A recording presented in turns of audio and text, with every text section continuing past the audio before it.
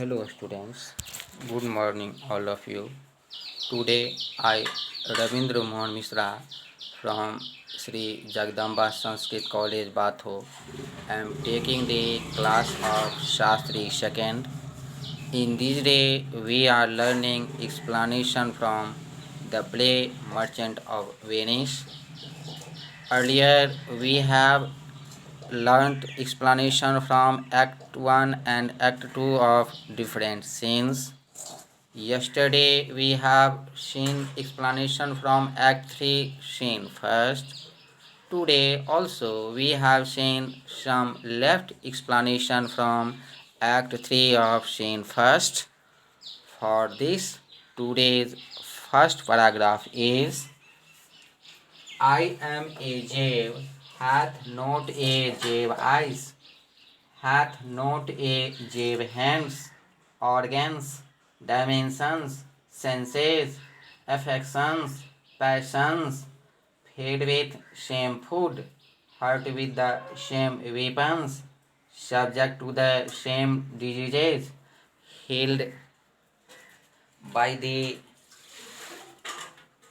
same means, warmed and cooled by the same winter and summer as a Christian is. These lines have been taken from the play The Merchant of Venice. These lines are written by William Shakespeare. Shakespeare was a great dramatist. He was certainly one of the most successful writers of his time. These lines have been extracted from Act 3 of Scene First from the play Merchant of Venice. In these lines, Shylock is referring about his own religion and also his own belief. Next paragraph. Here, comparing a woman to a rat, a Jew is no different than a Christian in Shylock's eyes. Both Christians and Jews have these physical attributes mentioned, such as eyes, hands, organs, effects, senses, cares, and passions.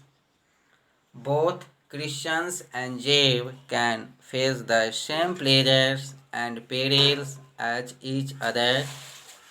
Both Christians and Jews can feel the seasons, bleed, laugh, and die from passion. Shylock brings forth these specific aspects of being a person, no matter the religion, and puts them into perspective for both Celerio and Selenio. Shylock uses these typical attributes to being human to bring forth. These lines tell both Selenio and Celerio that he feels that he is justified in his desire for revenge against Antonio. Shylock feels that he is right in his desire for Antonio to fulfill his bond. If a man wrongs another person, revenge would normally be expected in some sense, and Shylock feels that he is right in his desires for revenge against Antonio for the deeds done upon him. Shylock sees that revenge is his right, and being a Jew should not change that. Shylock feels that he has a right to revenge, and he understands that they are similar in more than just physical aspects of being a person. Shylock is basically asking Selenio and Celerio if he is incorrect in the comparison from a Jew to a Christian. He asks them if he is unlike a Christian in his desire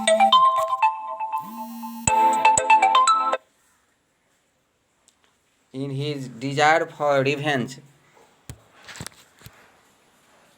even though he is the same as any Christian in physical attribute and physical alien. After a Christian has eloped with his daughter, and after the pair have made off with a portion of his ducats, Shiloh confronts two other taunting Christians. Although Jews were wronged by most of society, Shylock holds these deeds against only Antonio. Shylock does not see Antonio's deeds against him as just another part of life as a Jew. He does not see why he should be treated any differently and why he should excuse Antonio, all because Antonio is a Christian and Shylock is a Jew. When they have finished mocking him, they ask whether Shylock serious intend to take a pound of Antonio's flesh if the merchant defaults on his loan.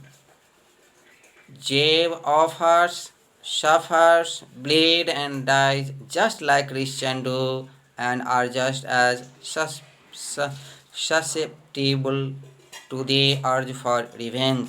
The Christian of the play universally assumes that they are a nobler species than Jews, but Shylock insists that they are no more pure than Jews and Jews no less human than Christian. There is no little pathos in Shylock's speech, even though his main purpose in the play is to be villainous. Both Shylock and the Christians have lesson to learn before the play is over about humanness and humility. In short, these lines conclude that we should have a great desire for humanity. Again, we come on the next paragraph. If you prick us, do we not bleed? If you tickle us, do we not laugh? If you passion us, do we not die? If you wrong us, shall we not revenge? If we are like you in the rest, we shall resemble you in that. If a Jew wrong a Christian, what is his humility? Revenge. If a Christian wrong a Jew, what should his sufferance be by Christian example? Why revenge? The villainy you teach me I will execute, and it shall go hard, but I will better the instruction.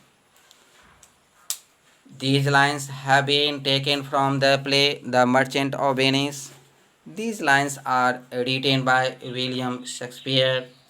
Shakespeare was a great dramatist. He was certainly one of the most successful writers of his time. These lines are spoken by Shylock in Act 3, scene first of the play The Merchant of Venice. Here, Shylock is sharing his own religious feeling in this above line and also about his catastrophe. In these above lines, Shylock is not just comparing the physical part of being a person between a Jew and a Christian. He is also comparing their desires and minds. Shylock wants of revenge is not just a Jewish desire, as it is not just a Christian desire. Revenge is what is expected at this point.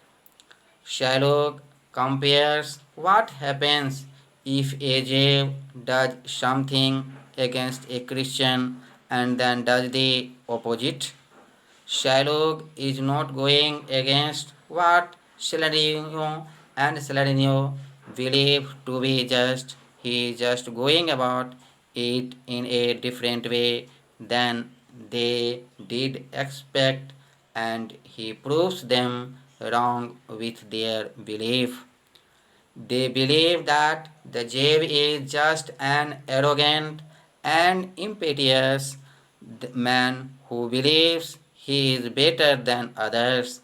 However, he basically shows them at this point that he is more than what he seems. He is a smart man who will get what he feels he deserves. He brings here that the Christians are in the wrong. At this point, he is connecting the deeds done against him by Antonio to all the others that have acted against him. He twists the Christian belief that they can do no wrong against another man, but Shylock shows that is incorrect. He makes them the villains in these lines. He shows that being a Christian is no more right than being awful or immortal. Even with being moral or immoral, Shylock decides to take the Christian example. Shylock admits that he will take revenge against Antonio at any cost.